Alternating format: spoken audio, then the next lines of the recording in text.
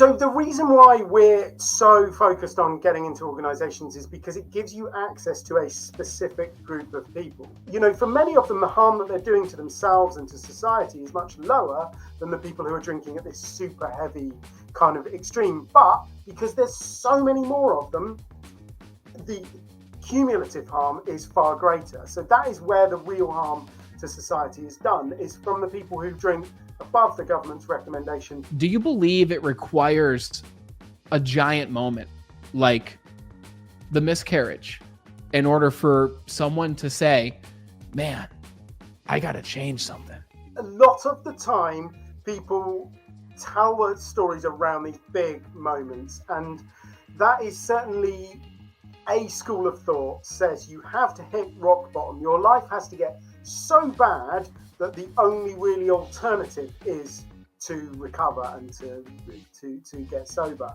But I genuinely don't believe that, and that doesn't tally with my experience. I mean, yes, I've met lots of people who stopped drinking because bang, something huge happened. But likewise, I've met people who stopped drinking just because their daughter took a video of them when they were drunk and they didn't like it, and it made them feel like an idiot. And you're not describing that as a big, huge, massive, traumatic moment, but it was the moment that changed things for them.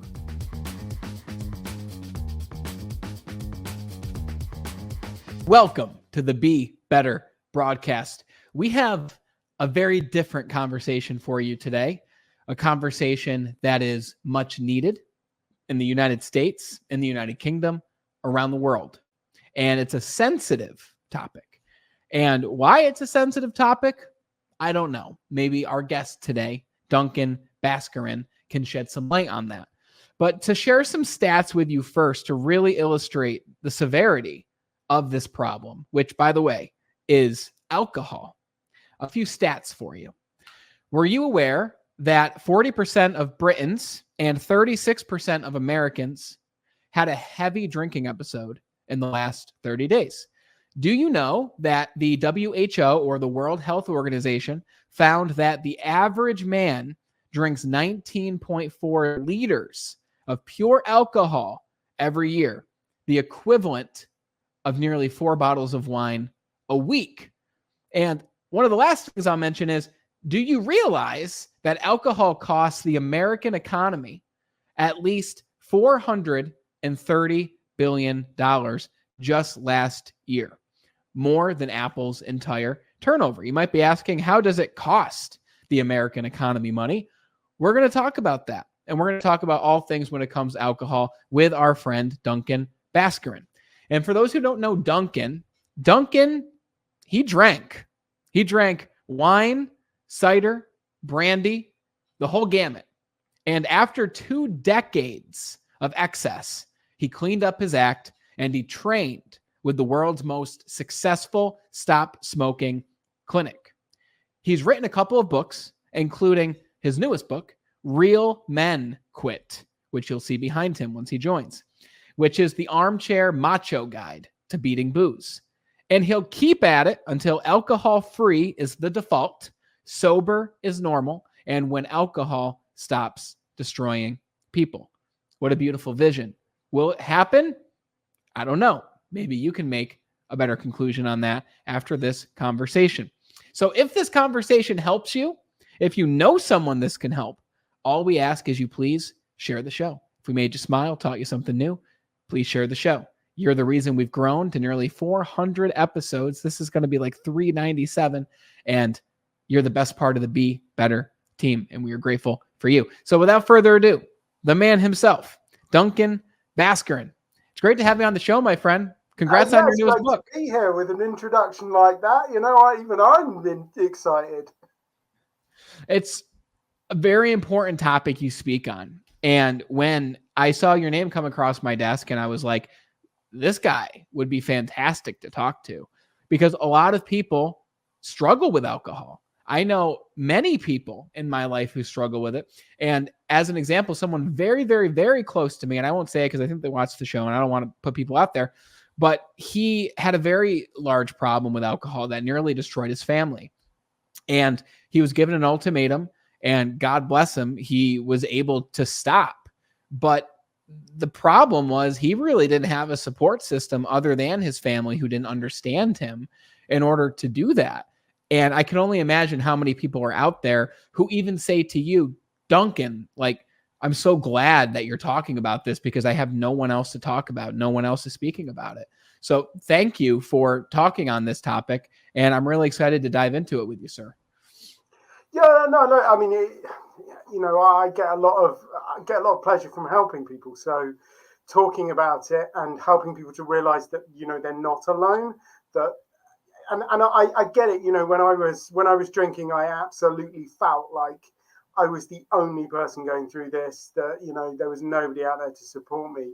And over the last sort of 9 years since I stopped drinking, I've realized how big the community is and how many people there are out there that want to help. And, I think that's amazing news. And if we can get that to the people that need to hear it, then, we have done the world a favor. And like you say, unfortunately, there are far too many people that need to hear that message. And I get it all the time. I tell people what they do, and then the stories just start.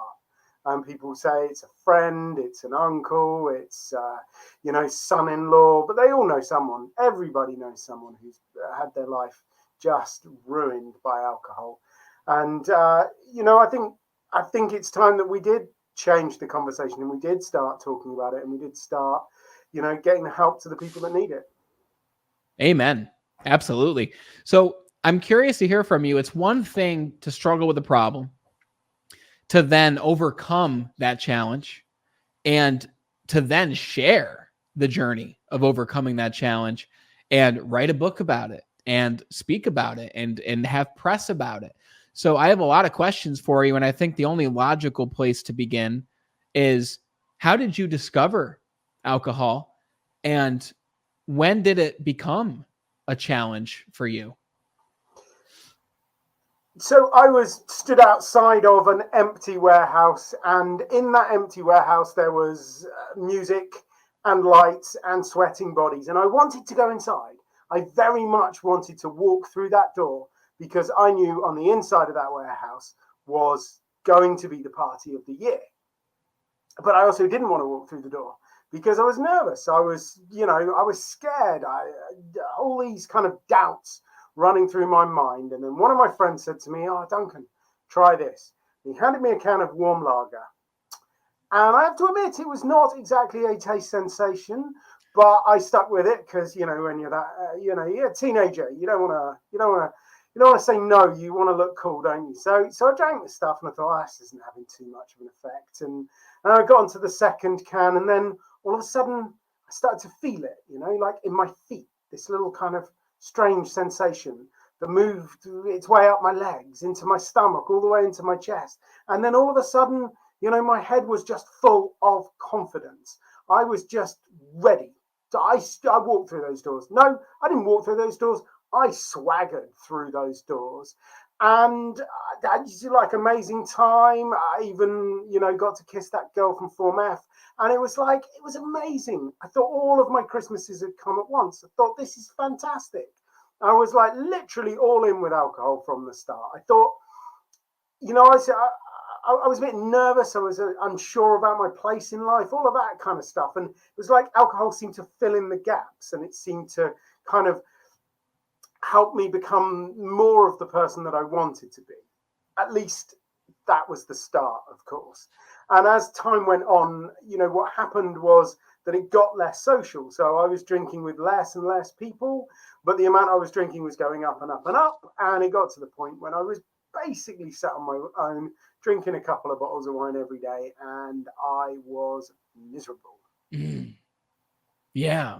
So over time, it was something that continued to slowly progress, similar to the frog in boiling water, right? You put it in when the water's normal, room temperature, and then you slowly up the burner, and the frog doesn't realize it's dying until, boom, water's so hot it can't even get out at that point. So now you're home.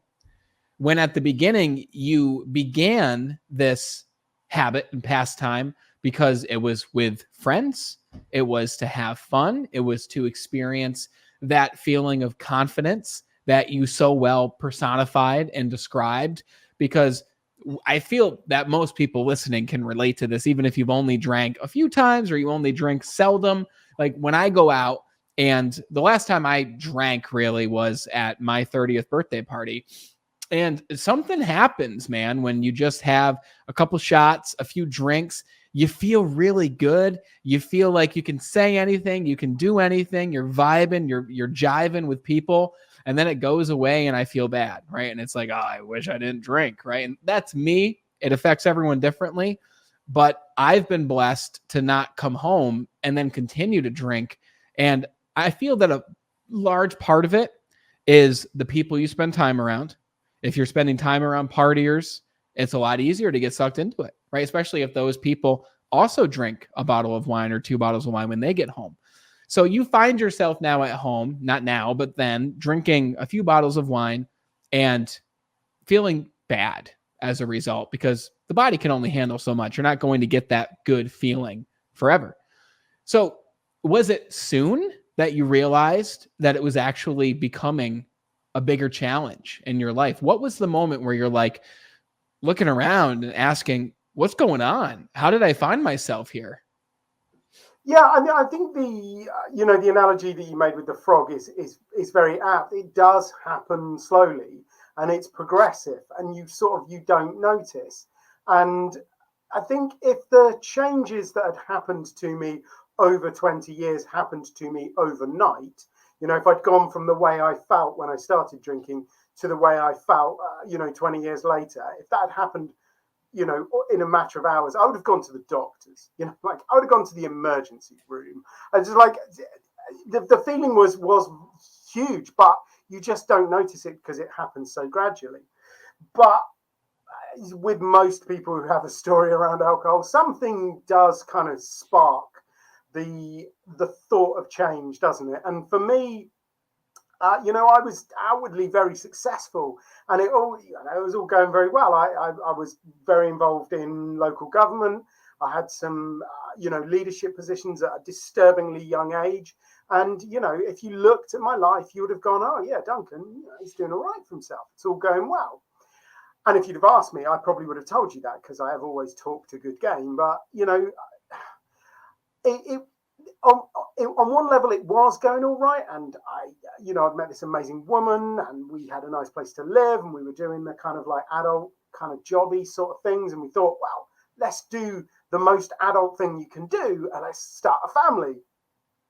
So we tried to start a family, which was quite good fun. I mean, the trying anyway. But and my wife got pregnant, and we were like, just picture that like naive, completely unaware, smiling couple. That was exactly us, until we went for a scan and we met this nurse who sort of informed my wife that she was actually having a miscarriage.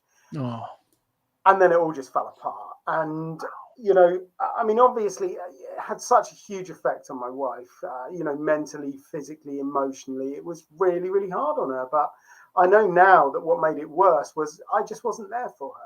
My reaction to stress, my reaction to emotions, my reaction to hard times was always just to pour myself into a bottle of wine. And, that was what I did. And I know that meant that I really wasn't there for her at a period of our lives when I should have been. But I guess what it did do was it made me sort of look and think and question, what is my life about? What am I here for? And, I never got one of those kind of like 4 a.m. moments where you're staring in the mirror and it's really moodily lit and you're like, this one perfect question comes into your mind.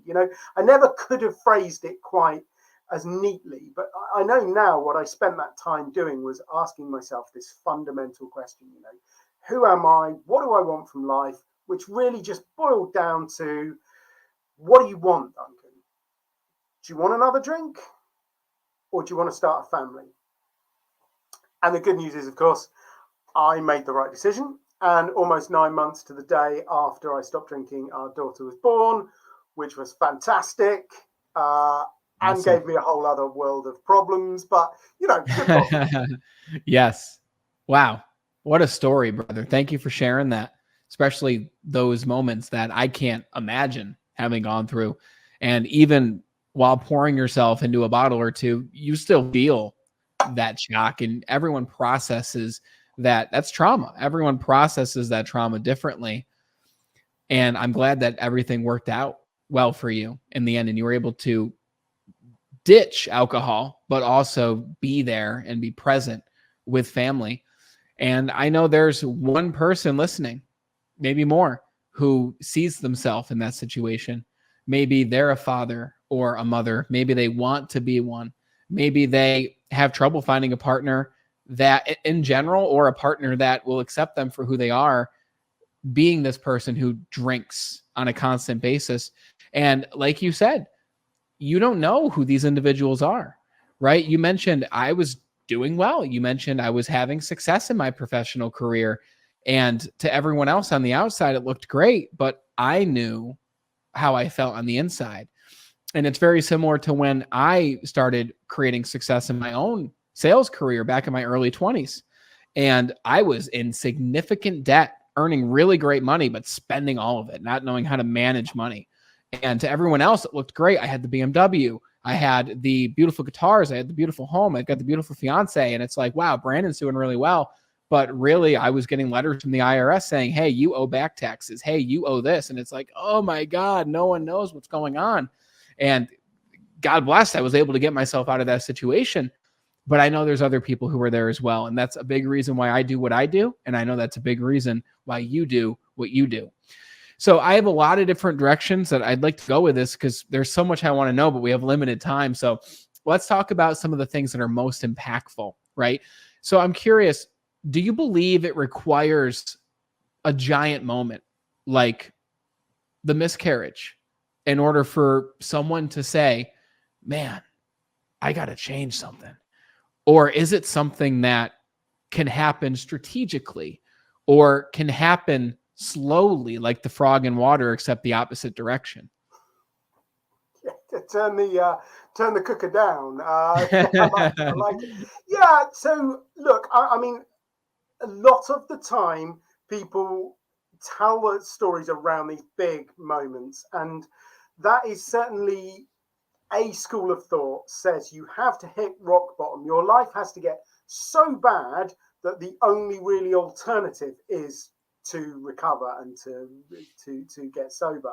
But I genuinely don't believe that, and that doesn't tally with my experience. I mean, yes, I've met lots of people who've stopped drinking because bang, something huge happened.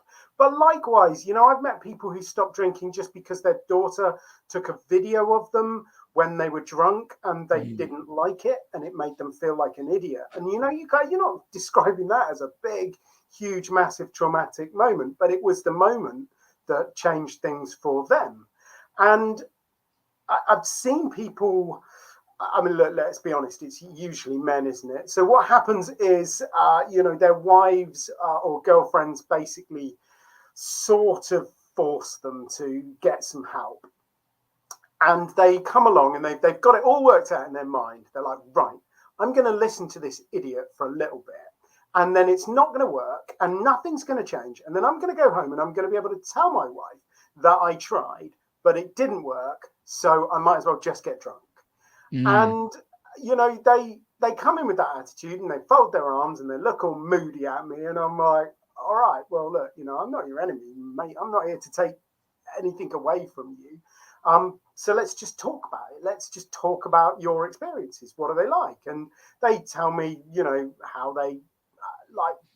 how they drink and those kind of things. And they start to realize that actually I did that, basically whatever you've done, either I did it or I've met somebody who has. You're like, however bad you think it is, like you're not gonna shock me or anything. So don't worry about it. And they start to sort of like realize that actually maybe we're not so different. And then they start to realize that actually maybe there is another way. And those realizations, they're big in one sense, but they're actually quite small in another sense. And, all it is kind of realizing that, we're not so different and that there is another path. And I think we kind of glamorize stuff, don't we? And we want these big moments where there's these seismic changes. That's, autobiographies are always like that, aren't they? I was stood at the top of the mountain and suddenly I realized. And we want that because it's dramatic and it's neat and it's nice. But real change doesn't always happen like that. Sometimes real change is quite small, quite insignificant seeming, and not it doesn't always make a great story. Sometimes it's just two guys chatting. Yes. And I think that's enormously good news. You do not have to get to the point where your life just turns to custard. You can find another way. Well said. I have never had a drinking problem, and very rarely do I drink. When I do, it's at a restaurant. I'll order tequila, soda water, and even then I'm like, why am I paying $9 for this? You know what I mean? But I know there's a lot of people, and some who are listening, I'm sure, who want to stop drinking. And I've had addictions. Alcohol is not one of them. And I know that with those addictions, it's difficult, right? You start something new and all of a sudden you have a stressful day, and it's so easy just to go to the liquor store around the corner or the next corner or the corner after that, or likely right next to your home. Like, they're everywhere. And it blows my mind. Like, what's going on? Like, during COVID, everything was closed, at least around me in New York and most of the United States. But what wasn't closed? Liquor stores. Every single one was open. They were deemed essential. And it makes me think, why is this the case? Why is this not talked about? Why is this promoted? I mean, it reminds me of back in the day, you used to see cigarette commercials.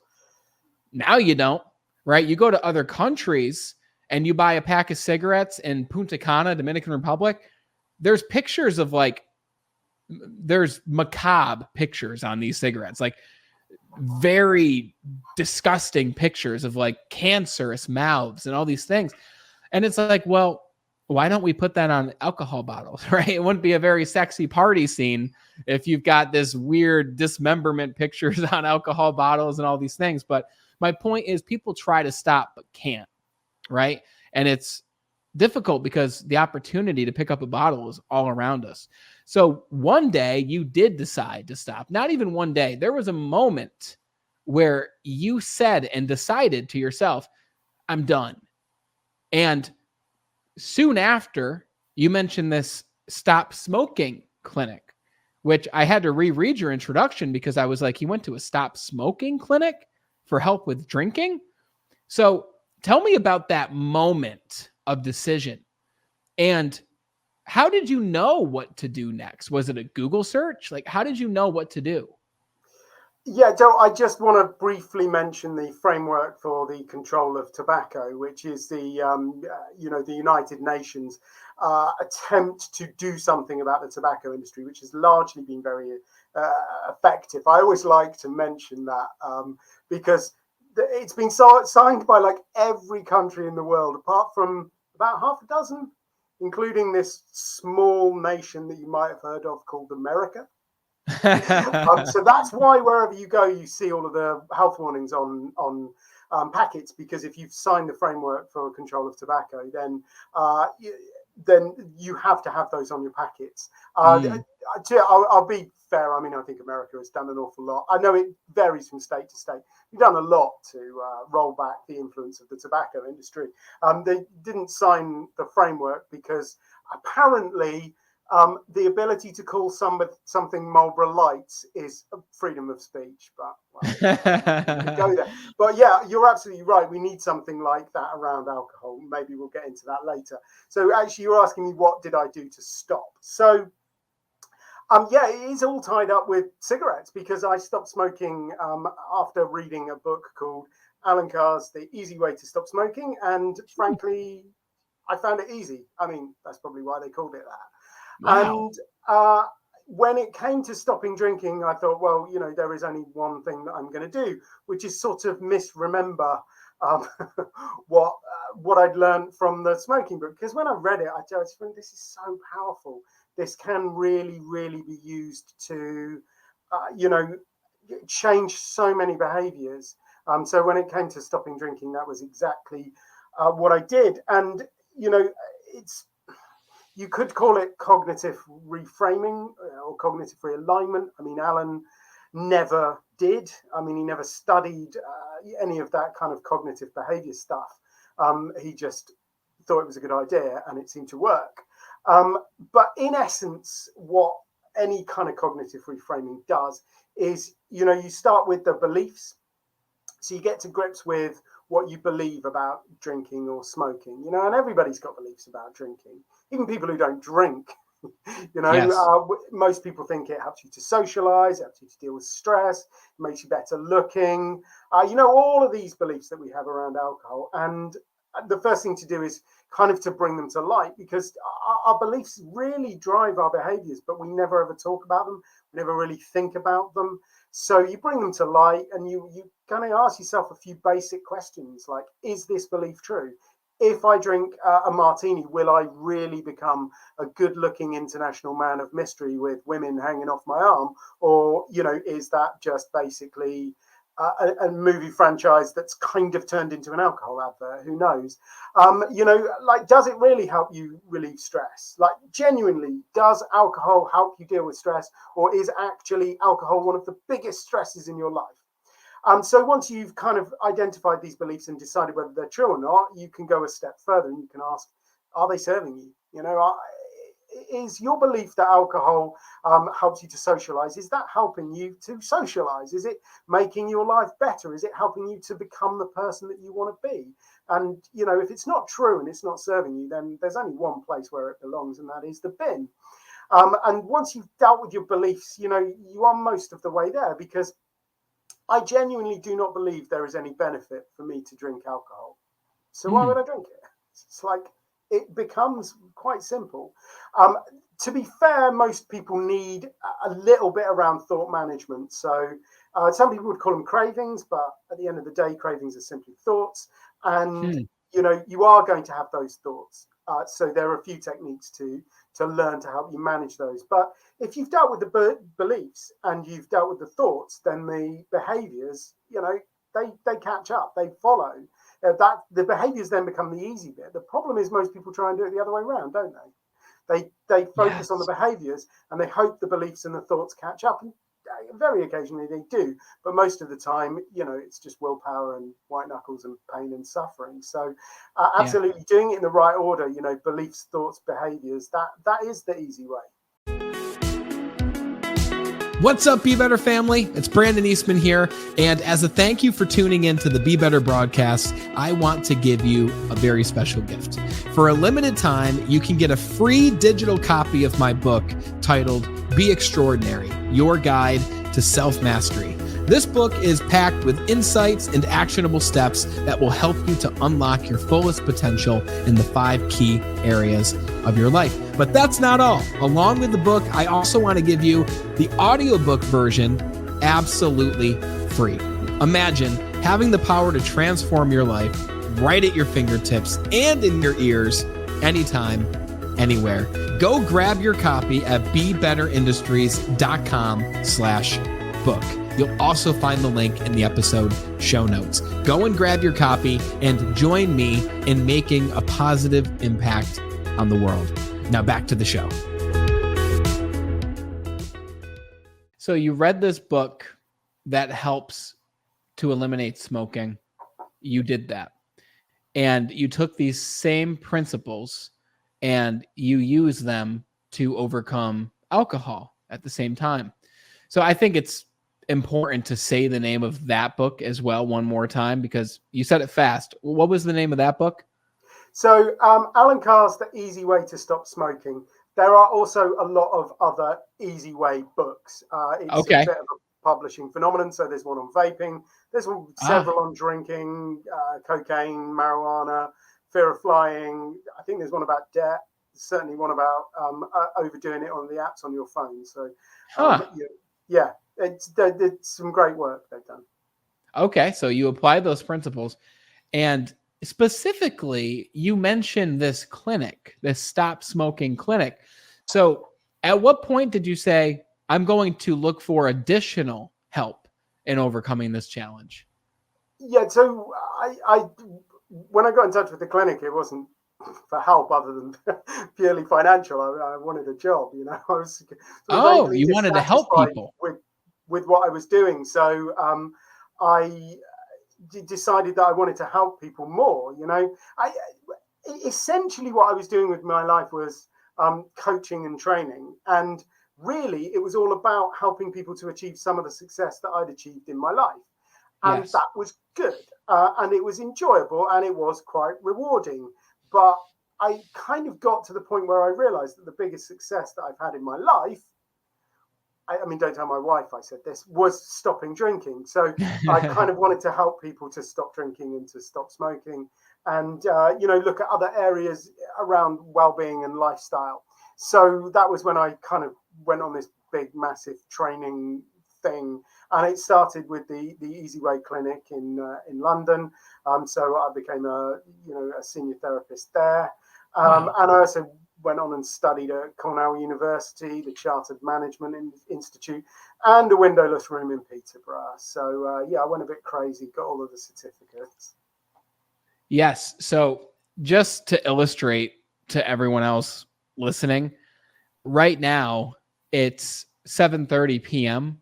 where I am in New York. And I believe for you, is it 10:30 or 11:30 p.m.? 12:30. Oh my Lord. It's 12:30 in the morning where Duncan is recording. So I want to say, and I think this is important to say because Duncan wouldn't have said it, but you can listen to this whenever you want, guys. You're probably in the car at the gym listening to this. But when Duncan said he had a problem, he wanted to overcome it and help people, the man's on a podcast at midnight right now, shared these principles. And you never would know by his energy that he's recording this at 12:30 a.m. I don't know. Maybe you're a night owl anyway. I know for sure I'm not. I'm in bed by 10 p.m. And he's dressed up like you're in a vest, you're in a nice shirt, you're in your studio, it's bright. Like, I have to say, I commend you for not just helping people, but I can tell that you really love helping people because you're here right now. So amazing there. Okay. So you So, start working with this clinic. Yeah, go ahead. Go ahead. oh no, thank you, man. I mean, I appreciate the compliment, and it is a point that I do love to stress. Occasionally, when it comes out that I do these anti-social hours recordings, there's no way I could have done this 10 years ago. Like 12:30, typically that was round about bedtime, and by bedtime I mean passing out face down on my desk. Mm, yeah. Yeah. And look at you now, brother. I mean, look at the purpose and the meaning that you've created for your life, but also a story that you can share with your children, right? A story you can pass down through your family. And think about the chain that you might have broken. So I'm curious, did alcohol run in your family from what you know? Yeah. So on my mum's side, my mum's father was very sociable and very outgoing, and yeah, probably drank too much as well. Certainly, that that sort of got a little bit tied up in my mum's concern for my behaviour. She was quite, in one respect, she's quite pleased that I'm like her father, and me too, because he was a great guy and everything. But on the other hand, she could see I'd already inherited some of the bad stuff. So yeah, there's definitely that sort of genetic sort of bit. My parents do drink. They will swear blind they don't drink too much. I have a slightly different opinion. I mean, they are what most people would describe as moderate drinkers, and Sure. they certainly don't drink. They probably nudge around the government's um, sort of recommendation for what one should drink in a week, so long as they're not on holiday. But that's the thing; they're retired now, so they're on holiday for about a quarter of the year. They're on holiday at the moment, so it's those. That's the bit that I think gets you. Yeah, the normal average week, they drink, Wednesday, Friday, Saturday, Sunday. So it's not too crazy, but they've been away for the last sort of 10 days, and I know they will have drunk every day. And that Yes. adds up, particularly, if you go on holiday all of the time. So they would swear blind they're normal drinkers. So there is a family component, there always is. But I think, it speaks to something deeper, and it's something that I'm quite passionate about. And I don't think there is a mass of unprocessed trauma that runs in my family. However, there is difficulty and there is dysfunction, because there is always difficulty and dysfunction in families. And I can see how, that has been passed down. And it absolutely is a cycle. And I think unless we do something about it, unless we're really, really active and we really, really try hard, we do tend to pass on the worst of our behaviors to our children, not the best of them. So, for me, that ability to kind of like change the cycle and offer my daughter something different, that I think is enormously important. Absolutely. I want to talk with you about your book, which again is titled Real Men Quit. And for those of you watching, you will see it in the video. It's right there. It's a very nice cover, actually. I like the look of that. I'll have you hold it up to the camera after so we can really take a look at it. But I know you also work with organizations to help them with what is going on with their people that they don't even realize is going on with their people, that's affecting performance, but also the well-being of the key people in their culture. So what inspired you to work with organizations to help them with helping their people overcome this problem? And this is a very, again, going back to the idea that this is a very touchy subject, it's a different conversation to have with an organization to say, I want to come in and talk with you about the challenges that alcohol is creating for your business that you might not even know it's creating for your business. How did all of that come about, and how do you help organizations? So the reason why we're so focused on getting into organizations is because it gives you access to a specific group of people. So I think what most people think of alcohol as, there are some people who are alcoholics, whatever that actually means, and they have this huge problem with alcohol, and they're the ones that are, losing their driving license and losing their house and their job and their family and their dog and everything. And then everybody else is fine. Everybody else is drinking okay. They're having fun with it. There's no problems. So we've got this kind of very extreme idea of people who have a problem, and then the vast majority of people not having a problem, which is, of course, nowhere near true. I mean, there is this kind of like hardcore end of people, who are drinking like hundreds of units a week, not even tens of units, hundreds of units. The ones that are losing the job, the family, the house. And that definitely is a problem, but there's a lot of kind of color in between that. So yes, at the one end, you've got people who are drinking at a low risk level. So, they're the kind of people who drink maybe twice a week, and they only ever tend to drink one drink at a sitting. That's your kind of real low risk drinkers. And then you've got your kind of moderate drinkers who are drinking somewhere up to maybe a little bit past the government's recommendation. That, of course, varies from place to place what the government recommends the maximum amount to drink is. But we're talking about, one or two drinks 3 or 4 times a week, or 3 or 4 drinks once or twice a week. And, they wouldn't consider themselves to have a problem at all. And then you've got the people who are kind of in between that. They've gone past what the government recommends, but they haven't come up to the like absolutely problematic area. And there's a lot of them. So about 21% of the entire population fits into that category. Wow. They're drinking more than they should, but they're not necessarily at the kind of like flat out, like, this is a problem, dude, you've got to do something about it level. And for them, most of them are not going to consider themselves as being problem drinkers. They're certainly not going to consider themselves to be addicts or alcoholics or anything like that. And working with organizations gives you the opportunity to get to those people and talk to those people. And, Yes. For many of them, the harm that they're doing to themselves and to society is much lower than the people who are drinking at this super heavy kind of extreme. But because there's so many more of them, the cumulative harm is far greater. So that is where the real harm to society is done, is from the people who drink above the government's recommendation up to, I don't know, something around 50 units a week, which would be sort of 3 or 4 beers every day, or 3/4 of a bottle of wine every day. What we were really interested in doing was getting to those people and offering them some help before they got to the point where they were drinking so much that it was going to cost them their family and their job and, their driving license. Are those people receptive to you often? Because let's say, okay, hey, everyone, we have a speaker coming in today to talk about the challenges that alcohol can present. Here he is. Duncan, take it away. And now you've got a room of 50 employees and they're like, what am I doing here? Like, am I getting paid for this? Like, are they receptive to these ideas and teachings? Yeah, I mean, look, if I could make everybody receptive to what I said, I would be president of the world at the moment.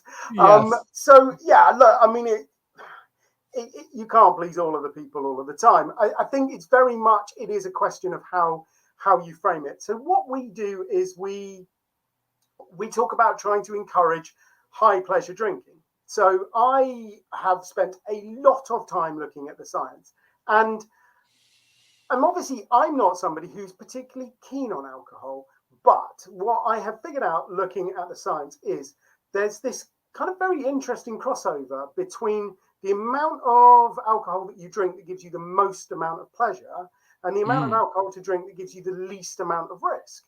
And that's what we want people to do. If you want to drink, that's great, but I want you to know what that low risk, high pleasure drinking actually looks like. So that's what we try and do to people. We try and say, look, what we're going to do is try and help you to enjoy your drinking more, because the science on the effects of alcohol on the human body is ludicrously well understood. This stuff has been known for ages and ages and ages. So the effect of what alcohol does as your blood alcohol levels increase, that's so well known. They teach it in college, don't they? Wow. And that first drink, up to about 0.02% blood alcohol levels, that's where you get that warm feeling, you get that initial feeling of relaxation, you get that kind of enjoyable feelings. And once you go past that point, you get other things like the volume of your conversation goes up, so you feel like you're being more talkative. You're actually just talking louder. And your inhibitions start to go. So for some people, that feels like they've freed themselves up, but ultimately, your inhibitions are there for a reason, my friend. That's So then you also start to get into the other kind of obvious effects of alcohols, like it ruins your vision, it ruins your coordination, it ruins your ability to walk and make sense, and it cuts off the prefrontal cortex, which is the bit of your brain that is capable of making decisions that might weigh up future consequences. And actually, it is that starting bit with drinking that's actually enjoyable. After you've got out of that initial phase, you're into all of the negative consequences. And, what we do is we have that first drink and it's enjoyable. So we think we'll have another drink and that'll be just as enjoyable. But it isn't. You don't actually get any more pleasure from that second drink. You start to get the negative effects. But you think, well, better have a third one just to make it more enjoyable. And the rest is history. So what we do is we tend to chase that feeling that we get from the first drink, believing that we're going to continue to get it throughout the night when you actually don't. Half the reason why you don't notice that you're not getting that pleasurable effect anymore is because you're anesthetizing yourself. You'll get the bit of your brain that's capable of noticing stuff like that gets turned off pretty quickly. So, and then you can look at kind of the next day, the effects that you're going to have. Actually, you drink one drink, you are going to have an effect on your body, but you're not going to have a massive effect on your body. However, you drink 2, and that is where it genuinely all starts to go wrong. So a lot of people drink because they believe it helps them to deal with stress.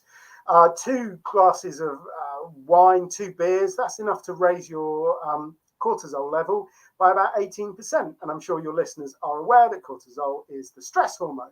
Yeah. So you're doing it to relax, but it's actually making you more stressed. Also, those 2 drinks are enough to reduce the quality of your sleep by about 24%.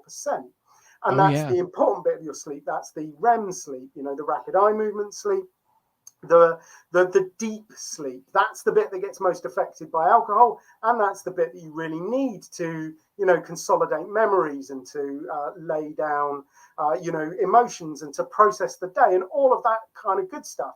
And that's why, studies have found that like just a couple of drinks hours after you've learned something will reduce your ability to recall it the next day. Wow, so interesting, these stats that I've never heard, but also the way that you frame it to a group of people who these ideas might be new to them, right? Because then they think of the other people in their life who are like, you should stop drinking so much, right? And now they got a guy who's paid to be up there to talk to them about this, and it's like, come on, like now they followed me to work. But that idea of how many drinks is giving me the most return on my satisfaction, right? And you're so right. Like when I go to the restaurant and I do have a drink, 1 margarita, I feel great. But when the waitress comes back and they're so good at it, they're like, you want 1 more? And you say, yeah, I'll do 1 more, right? The return you get from that second one really is negligible, if not null and void completely. It's like, why did I do that? Now I just feel overly buzzed. Now I don't feel comfortable driving. Let's walk around the town for a bit. It's not good. And that's where problems happen, because then someone does drive home. Oh, I'm fine. I live 10 minutes away. And that's the night the police officer pulls from the street behind you and boom, DWI, DUI. And your job's ruined. Your life is ruined. You're in the paper. Obviously these are serious things we're talking about, but they're all too common. So before we talk about your book, because I want to talk about that, what would you say is the largest improvement that you've seen in your life since becoming sober? God, yeah, I thought you wanted to talk about my book. This is going to be a long one. So, like literally, it's like night and day. So, the things that I always end up talking about are things like energy and focus. I just like as you hinted at earlier, it's the middle of the night and I'm bouncing around like the Energizer Bunny. I never could do that when I was drinking, even if I was sober. I was like this when I was a teenager, before I started drinking, and I'm like that now. But it's interesting because there are some people that met me towards the end of my drinking and they've really seen the difference. And one of the things that they always comment on is energy. And that's such a big thing for me because, what do you want to do in life? Doesn't really matter. You're going to need energy. Yes. It's just the, it's so important. And focus as well, concentration, as a writer, as a speaker, as a thinker, what is more important to me than unbroken, sustained, rock solid concentration. And that was something that I never really had when I was drinking. And that came along in abundance. I mean, time is massive as well. I never thought I spent a lot of time drinking.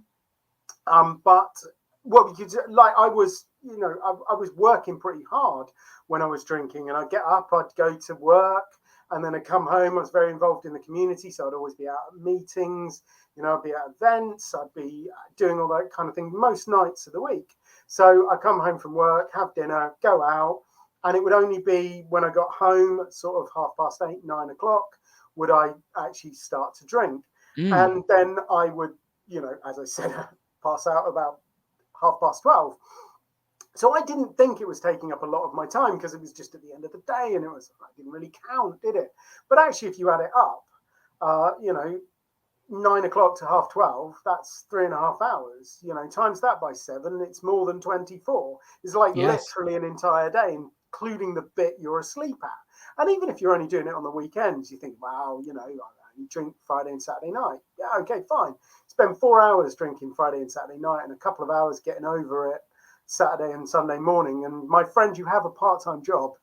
Yes. You are working for the alcohol industry and you are paying to do it. So yeah, the amount of time, all of a sudden I was just like, wow, it was brilliant. That was very instant. I think peace as well is another kind of big one. I spent my whole of my 20 years that I was drinking and smoking and eating badly, and I was always chasing something. It started off with that cute girl from Form F, but it quickly turned into, chasing cigarettes. You can't run out of tobacco, you can't run out of cigarettes. You've got to have those. Chasing alcohol, like planning my life around drinking. Like, when is this blinking meeting going to finish so I can go down the off license to get some alcohol? And it's like I was chasing it all of the time. It was like, a train. In the films when the train's it's going, it's further and further. You're running to catch up. You can nearly get to it, but you can't quite get to it. That was basically my life. Felt like that. 24 hours a day, I was chasing alcohol and cigarettes, and I cannot tell you how nice it is not to have to do that. Yes. It's just like such a weight off your shoulders, and that kind of sense of peace and calm that was absolutely massive. And yeah, do you want more? Because I could go on.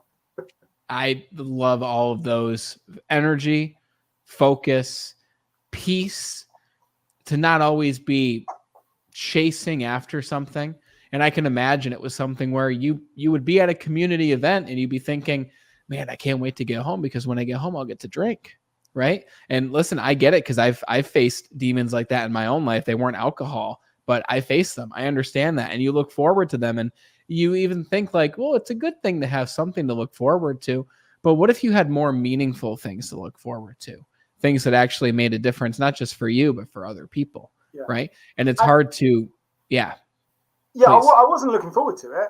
I was panicking about not being able to do it. And I think there's quite a big difference between that, being afraid that you're not able to get it, and I think that really gets down to a lot of the problem. It's not that you enjoy it, it's that you're unhappy if you're not able to do it, and that is quite a big difference. Very excellent point. I love that. Okay, I want to respect your time. So your book, again, is Real Men Quit, and it's right behind you. Could you hold it up to the camera? So it's glued to the shelf. It'll fall off. That's brilliant that you did that. I love that. Well, guys, we have a link in the description to Real Men Quit.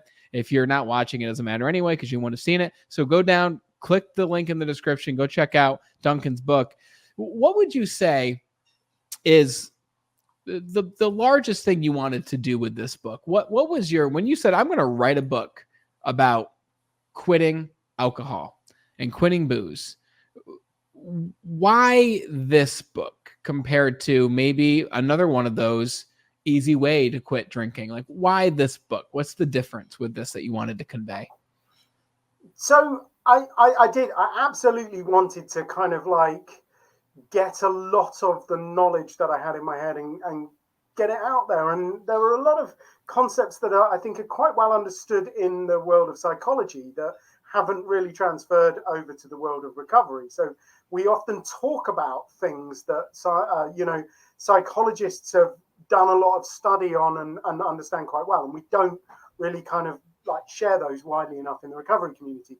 So I had all this knowledge and I wanted to get it out. And I was thinking about the approach that I wanted to make to it. And I looked around and I looked at the 25 best-selling books about alcohol and stopping drinking on Amazon, and 18 of them were written by women, and 2 of them weren't even books about stopping drinking. They were just books about alcohol and the problems that it has. So it's like, and whilst I respect enormously all of the women that are doing some amazing work in the sober space, reading their work, it resonates with me now. It makes sense to me now, but it would not have resonated with me when I was drinking, because they're talking about picking the kids up from school and drinking white wine, and that just wasn't me. Just not my life. And even people who are telling stories about the corporate world, it was still, it was very different. And women have a particular perspective, and I just thought, look, Men have got more of a problem with drinking. Like statistically, we are 3 times more likely to develop a problem. Like you read right at the top of the show, the average man is drinking the best part of 4 bottles of wine a week. We are outperforming women. In fact, the World Health Organization also found that for every 4 drinks that were sold, 3 of them are drunk by men. Wow. So we're drinking more, we've got more problems, but look, we're men, so we're not asking for the help, we're not doing anything about it, and we're not really helping each other. So I wanted to write something that was specifically aimed at men to help them with the problem that they obviously had. And look, I know that most blokes are not going to stand up and go, oh, excuse me, can I have some help with this? But I think most of them, even if they have been drinking, can spell the words real men and quit, and they can type those into Amazon, and hopefully, they can work their way through the book and do something about it. So it's written absolutely with men in mind. There's a lot of James Bond in there. There's quite a bit of Star Wars. There's the Terminator franchise. There's a lot of sport, and there is an awful lot of really, really bad jokes. So it's all the kind of stuff that men love. I love it. I love it, man. I don't have a drinking problem, but I want to read your book because I know there's something in there that will translate to things other than alcohol. Yeah, I mean, at a deeper level, I don't want to kind of give it away, but what I wanted to do was not kind of write this book where it's like, you read this book and I will cure you and you will be fine afterwards. I wanted to kind of like get underneath the hood and say, look, this is how it works. This is what I am doing. And once you understand that, then you can apply it to other areas of your life, which means that, I've had a few friends and, they're my friends, so they're going to be nice to me, aren't they? But they have read it and they've genuinely said, actually, I've used some of the techniques in it. No, I don't have a drinking problem, but, I've applied it to other areas because that was very much what, I wanted to achieve. Look, there's no point in giving people fish, is there? You've got to teach them to fish. Yeah, absolutely. You're doing God's work, brother. And, this is your 3rd book. I know there's more on the way. You're out there helping people, having discussions like this. And if not anything, except for the fact that you're out there talking about your story and creating a platform to share your story so other men can see it. And I'm sure some women too, who just hear your story and it relates more to them. And you're making a positive difference. And again, this is in almost 400 episodes.